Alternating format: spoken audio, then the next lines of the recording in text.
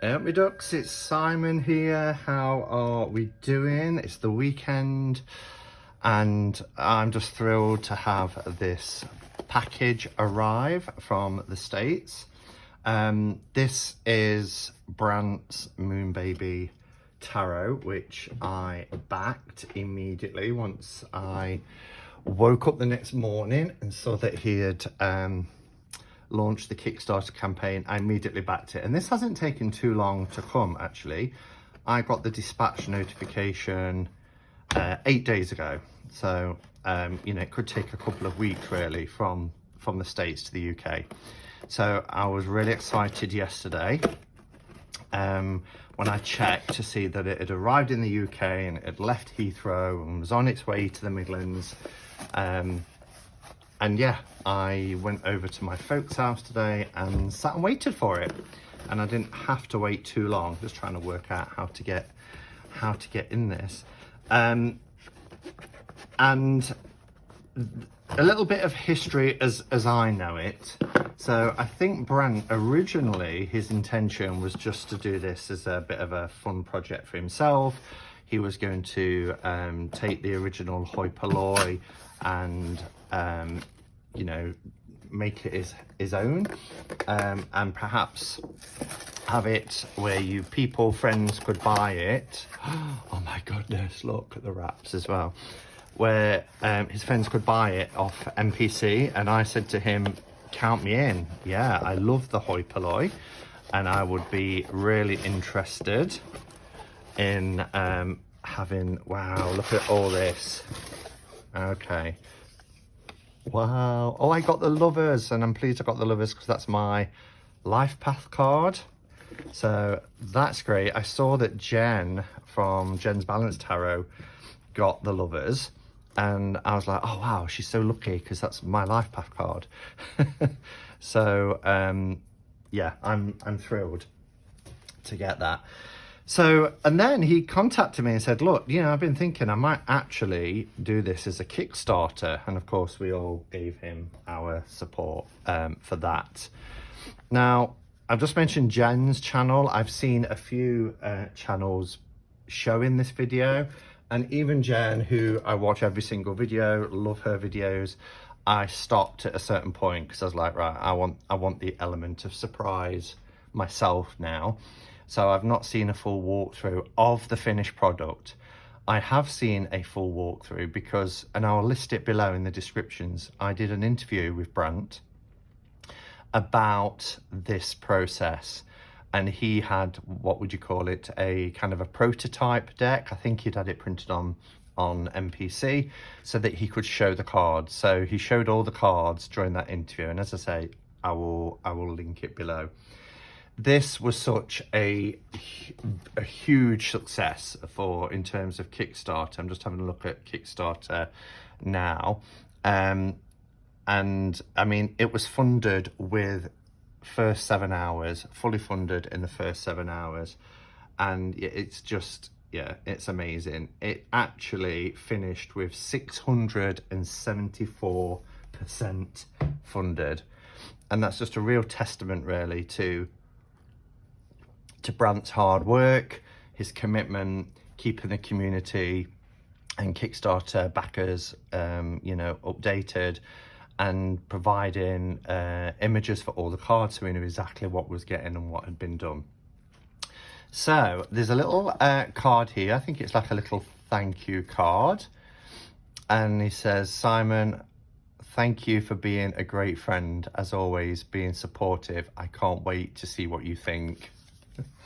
And I can't wait either. I just realised I've not lit any incense. You know, you just sit here and you think something's missing. Something is missing, and it's my my incense. So yeah, I can't wait either. I'm so excited. This is probably my most anticipated deck of the year. You know, since I backed it and knew it was coming around August time. So we have this art card, which looks really thick and lovely, and it's of the lovers card. And I think Jen said in her video that, you know, it's random, you get what you get. So to get the lovers is fantastic for me. I would have been happy with either the Lovers as my Life Path card or the Hermit, just because, you know, the Hermit, or even the Page of Cups, because that's my Significator card. But anyway, I'm thrilled that I got the Lovers. So every deck, and you'll see this too, by the time I got to it, all the early birds had gone, because I think it went at like midnight UK time. And so by the next morning, the only early bird discounts, oh, they're the numbered cards, yes. The only early bird discounts remaining was for 2 decks.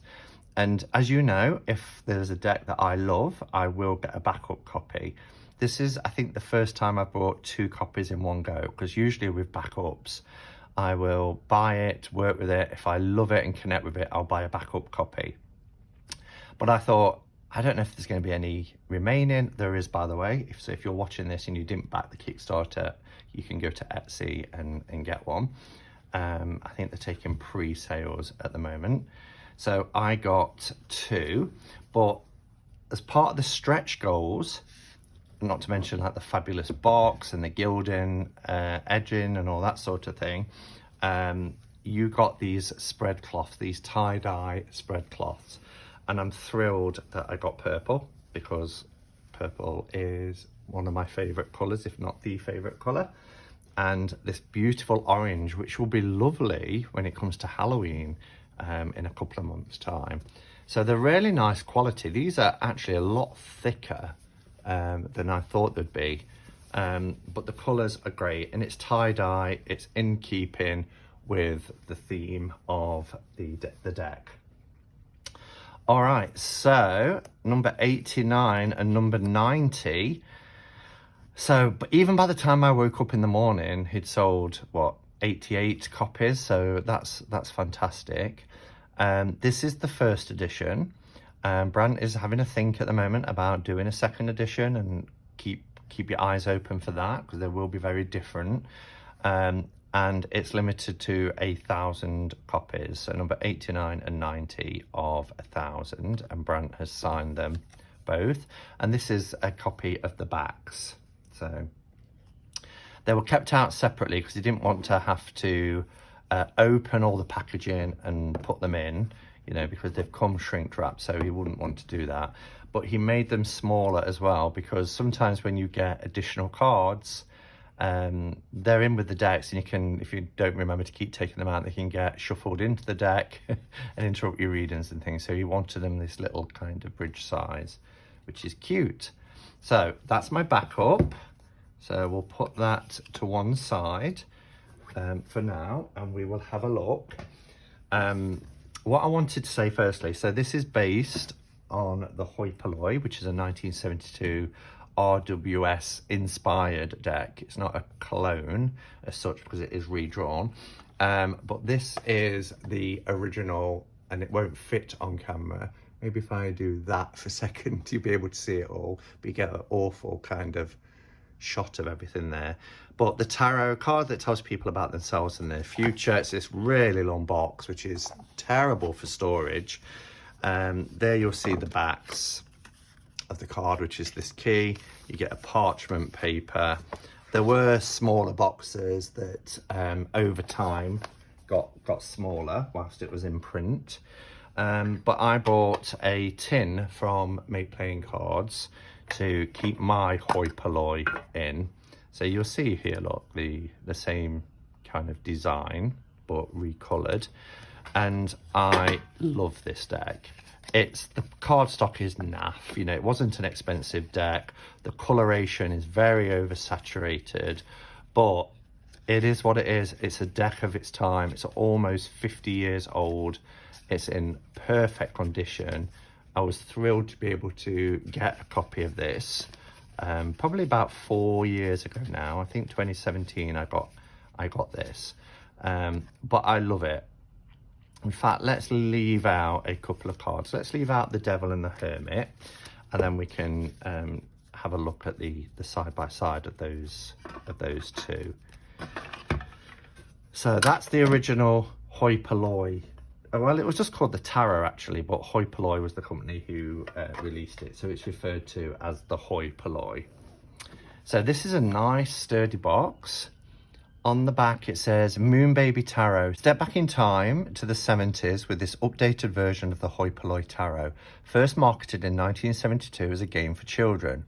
The Hoi Polloi has remained a favourite amongst collectors despite its low print quality because of its funky take on the original Rider-Waite-Smith deck. As soon as I had a copy, I knew I would improve its quality to contemporary standards whilst preserving its mid-century aesthetic. I worked for months recolouring and reformatting the images so they could be printed in modern tarot dimensions. I kept the colour palette to hues popular in the 1970s and used a new font that complements the art and period better. The result is a fun, updated take on a classic vintage deck, and I love it. And I've seen it, so I know that I'm already going to love it. I like the fact that Brandt also credits the original artist. So the original line drawings were drawn by Jason Petterman for Hoi Polloi Inc. from original artwork by Pamela Coleman Smith under the direction of Arthur Edward Waite.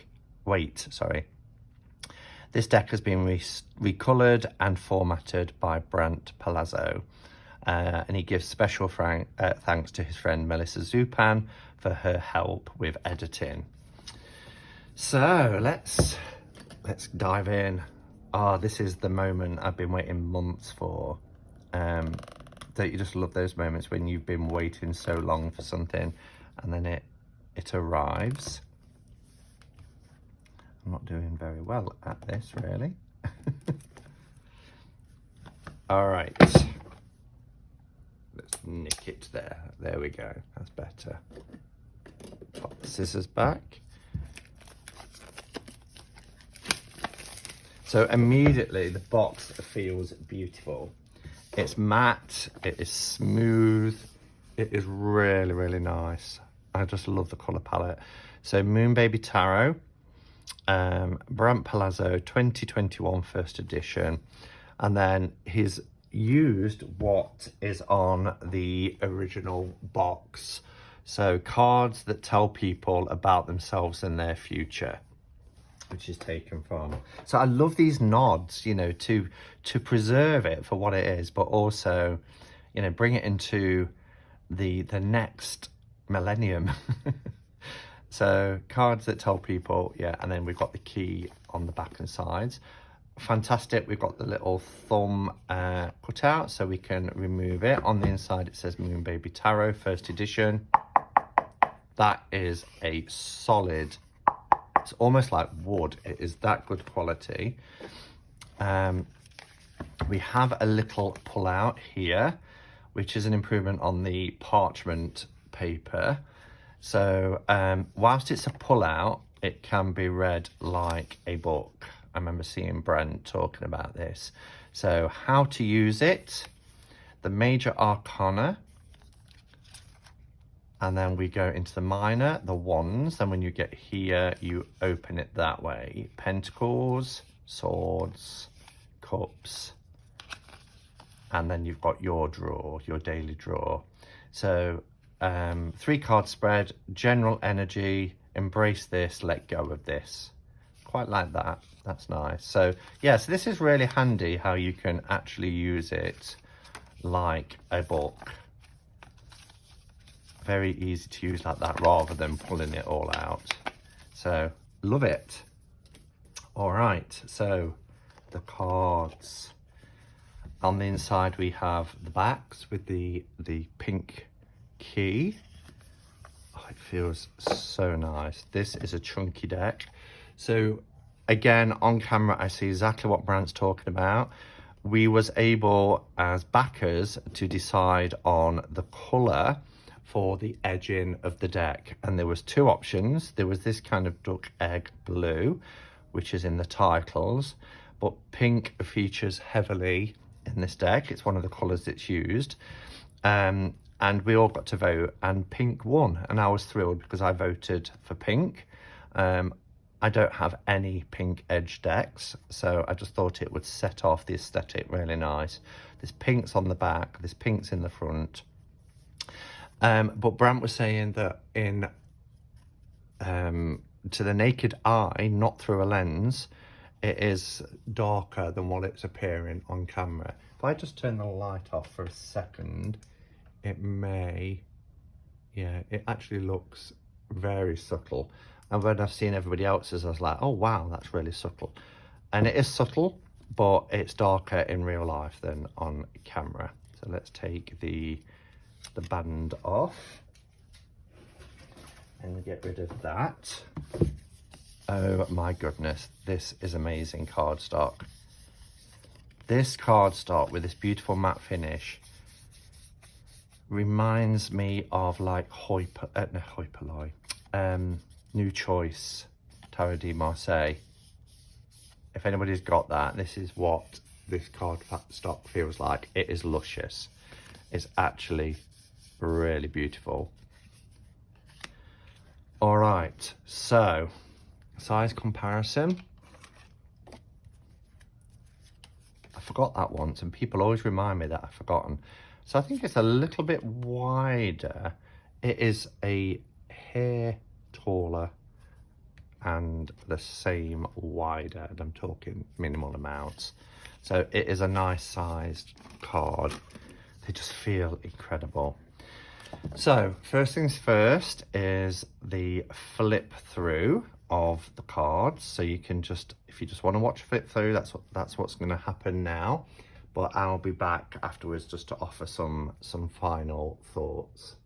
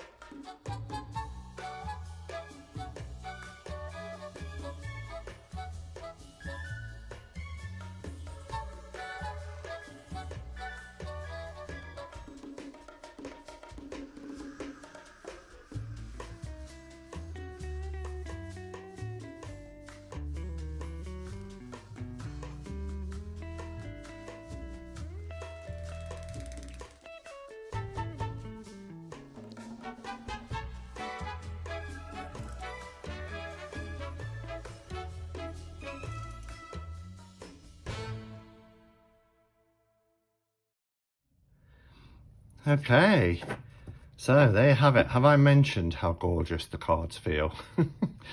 I felt at some times that I was actually turning two because the cards are really nice. I think the 350 GSM, I mean, the GSM is about weight, it's not necessarily about thickness, but this is such a beautiful deck.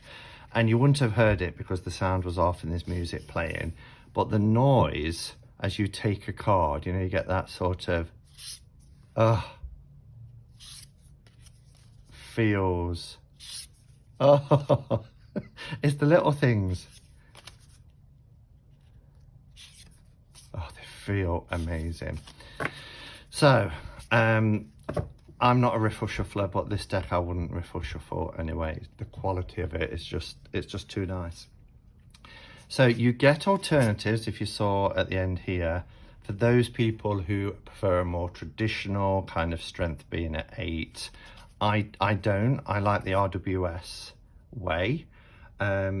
Interestingly, in the original Hoi Polloi, even though it was following an RWS, Justice was 8 and Strength was 11. And they got a lot of commentary in the community, you know, because it was, you know, a redrawing and recoloration of Pamela Coleman-Smith and Arthur Edward Waite's deck.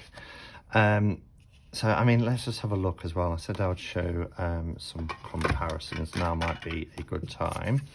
So you can understand why it took hours for Brent to redo this deck. And just look at how sharp the faces are now compared to the kind of smudgy. A lot of work had to go in to the fine details. You can see the change of the font, as he mentioned, that a new font was introduced, but in keeping with the 1970s. Also, the redesigning and positioning, because this is not a tarot size, certainly not a kind of a US Games tarot size. I apologize about the sirens. This happens every Saturday. So, you know, that had to be taken into consideration as well. If we look at strength, lots of the colours themes have been kept here, but you've got your green mountain now as opposed to the kind of orange mountain, but we still kept the purple and green here. But again, look how the face has been really cleaned up. So the lines are sharper, less smudgy. Smudgy, that's the word I want. What else? Yes, so I was going to also do a comparison of these two. So if we have a look at our Hermit, just because it's the Hermit, we have the Hoi Polloi and obviously Moonbaby's Tarot. I love the pink of the staff that he's holding now. It stands out more because it kind of blends in with the clothing here, but beautiful, really lovely. And also the Devil. Don't want to get these out of order yet, although I'm going to be using them today. Now this is the work that's gone into this. Just look. So we've got this Devil, which is great, you know, but it's very, the reds and the pinks and the purples are just kind of blended into one. But look at the detailing here. Look at the shading, like around the pecs and things like that. It is so much cleaner and sharper. It's just wonderful. I love as well that we have different skin tones, and I think that was something Brant was really conscious of, particularly when I noticed it when we got to like the courts. Let's find some courts. Let's go to Pentacles. You know, you could tell there was different kind of skin tones here compared with perhaps, let's look at We just looked at justice, didn't we?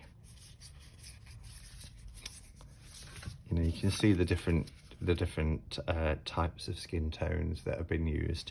So I think that's really nice as well. And it's quite difficult when you're working with a deck from a particular period, particularly one that follows like Pixie's artwork, because let's face it, there's very little, if any, diversity at all in historic tarots, and that's something that needs to change.